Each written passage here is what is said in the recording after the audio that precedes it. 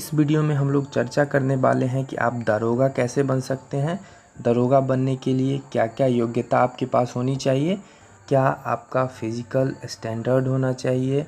चलिए दोस्तों, हम लोग वीडियो को शुरू करते हैं। सबसे पहले हम लोग जानते हैं कि दरोगा होता क्या है।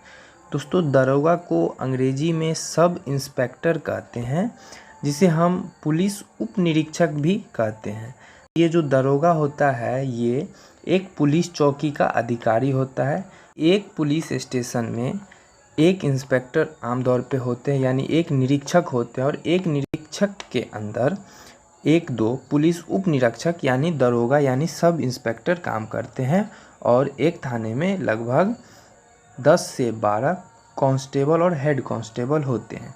ये हम लोग जानेंगे कि आप कैसे एक दरोगा की पहचान करेंगे। इनको पहचान करने का तरीका ये है कि इनके कंधे पे 2 स्टार लगा होता है, जो कि रेड और ब्लू पट्टी के साथ आता है। आगे हम लोग देखते हैं कि दरोगा बनने के लिए आपके पास कौन सा शैक्षणिक योग्यता यानी एजुकेशन क्वालिफिकेशन होना चाहिए। सबसे पहले बात कर लेते हैं कि बहुत लोगों को ऐसा लगता है कि हम आफ्टर 12 यानी 12वीं की परीक्षा देने के बाद दरोगा बन सकते हैं, लेकिन ऐसा नहीं है। दरोगा बनने के लिए आपके पास मान्यता प्राप्त संस्थान से ग्रेजुएशन की डिग्री होनी चाहिए। आपने 12th में साइंस लिया है, आर्ट्स लिया है या कॉमर्स लिया है, या आप graduation BA, BSc, BCom, BTech इत्यादि किसी भी चीज़ से कीजिए, इससे कोई मतलब नहीं है। आपके पास एक मान्यता प्राप्त संस्थान से मिनिमम पास मार्क्स के साथ एक ग्रेजुएशन की डिग्री होनी चाहिए, तो आप इसके लिए एलिजिबल हैं। दोस्तों, आगे हम लोग बात कर लेते हैं कि इस फॉर्म को फिल करने के लिए आपकी उम्र कितनी होनी चाहिए। दोस्तों, उम्र की बात अगर हम लोग करें तो आप मेल हो या फीमेल हो, अगर आप जनरल से हैं तो आपकी मिनिमम उम्र 21 ईयर्स और मैक्सिमम 28 ईयर्स होना चाहिए। अगर आप ओबीसी से हैं तो मिनिमम 21 और ओबीसी वालों को 3 ईयर्स का एज रिलैक्सेशन मिलता है, जिसके कारण आप 31 ईयर तक एलिजिबल हैं। और अगर आप SC ST से आते हैं तो आपको 5 ईयर्स का एज रिलैक्सेशन दिया जाएगा और आप 33 ईयर्स तक इसके लिए एलिजिबल रहेंगे। तो दोस्तों, आगे हम लोग बात करेंगे कि इसके लिए आपके पास हाइट कितनी होनी चाहिए। तो हाइट तो सभी स्टेट का अलग अलग मांगा जाता है। जैसे कि हम लोग इस वीडियो में बात करते हैं कि यूपी पुलिस, जो कि ऑल इंडिया में जिसका वैकेंसी आता है और बहुत सारे स्टूडेंट इसे भरते हैं, उस यूपी पुलिस में आप जो हाइट मांगा जाता है वो मेल के लिए, अगर आप जनरल, ओबीसी या SC कैटेगरी से रहेंगे तो आपका हाइट मिनिमम 168 सेंटीमीटर होना चाहिए। और अगर आप ST कैटेगरी से हैं तो आप 160 सेंटीमीटर इसके लिए आपका मिनिमम हाइट होना चाहिए। और इसमें हम एक दूसरे स्टेट यानी कि बिहार स्टेट के लिए जो वैकेंसी आता है SI का, उस पर बात करें तो आप जनरल या OBC से होंगे तो आपका 165 सेंटीमीटर हाइट होना चाहिए। और अगर आप EBC, SC और ST कैटेगरी से हैं तो 160 सेंटीमीटर मिनिमम आपका हाइट होना चाहिए।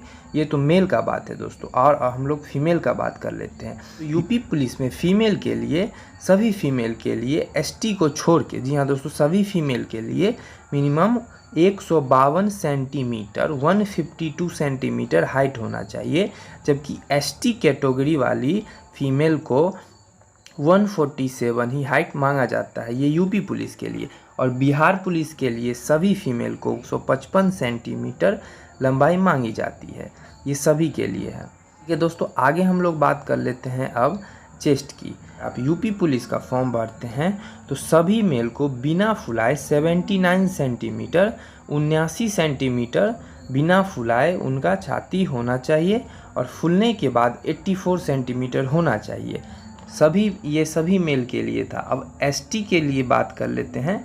तो ST के लिए बिना फुलाए 77 सेंटीमीटर 77 सेंटीमीटर आपका चेस्ट होना चाहिए, और फुलाने के बाद 82 सेंटीमीटर होना चाहिए। जबकि बिहार पुलिस में सभी मेल के लिए बिना फुलाए 81 सेंटीमीटर होना चाहिए, और फुलाने के बाद 5 सेंटीमीटर का गैप यानी कि 86 सेंटीमीटर होना चाहिए। और बिहार पुलिस में SC और ST वाले छात्र के लिए 79 बिना फुलाए होना चाहिए और 84 फुलाने के बाद होना चाहिए। कि फीमेल के लिए चेस्ट का कोई क्राइटेरिया नहीं है। रनिंग की बात कर लेते हैं दोस्तों। अब रनिंग में मेल के लिए यूपी पुलिस में सभी मेल के लिए, चाहे आप जनरल, ओबीसी, एससी, एसटी किसी भी कैटेगरी से हैं, तो आपको 4.8 किलोमीटर का रनिंग करना होगा, जिसके लिए आपको 28 मिनट का टाइम दिया जाए। बिहार पुलिस में लड़कों के लिए, चाहे आप किसी भी कैटेगरी से हो, 1600 मीटर का दौड़, 1.6 किलोमीटर का दौड़ होगा, जिसके लिए आपको 6 मिनट 30 सेकेंड का 6.5 मिनट का टाइम दिया जाएगा।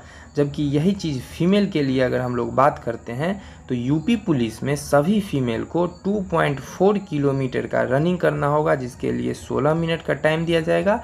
और बिहार पुलिस में सभी फीमेल को 1 किलोमीटर का दौड़ करना होता है, जिसके लिए 6 मिनट का टाइम दिया जाता है।